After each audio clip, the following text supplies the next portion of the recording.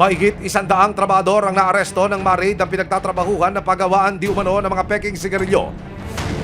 At ang nagdala sa kanila rito, mga nagpakilalang recruiter sa kanilang probinsya. Sa inyo, kontraksyon daw ng trabaho namin. Kasi pala, sigarilyoan, di na kami kalabas-labas. Yung kaso po ng mga kapatid po namin na nakakulong hanggang ngayon na pinapangakuan po na bibigyan ng pampiyansa na umabot na po ang pangako nila sa 4 na buwan po. Ngayong Mayo, dumating na rin ang kanilang pinakahihintay.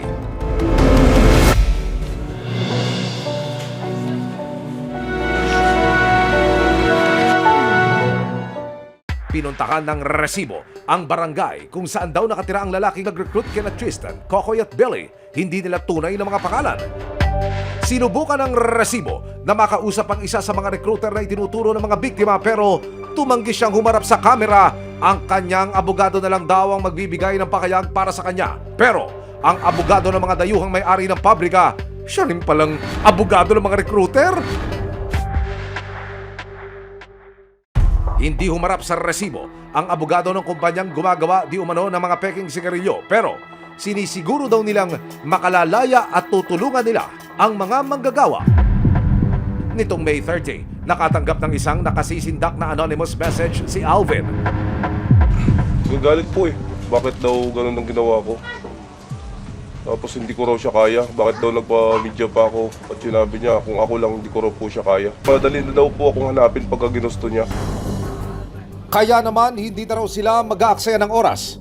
Magsasampa na ang mga biktima at kanilang kaanak ng kasong serious illegal detention, large-scale estafa at illegal recruitment laban sa mga nagpakilalang recruiter. Susunod na rin daw sa pagsasampa ng pareho mga kaso ang iba pang mga biktima sa kani-kanilang lugar. Kung sakaling umusad ang kaso at maaresto ang mga nagpakilalang recruiter, nakakarap sila sa mahigit 10 taon sa kulungan kung mapatunayang may sala.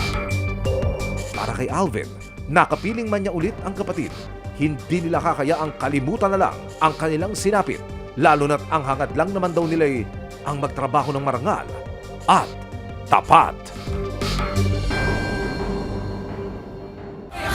Ebidensya, resibo, walang lusot ang may atraso.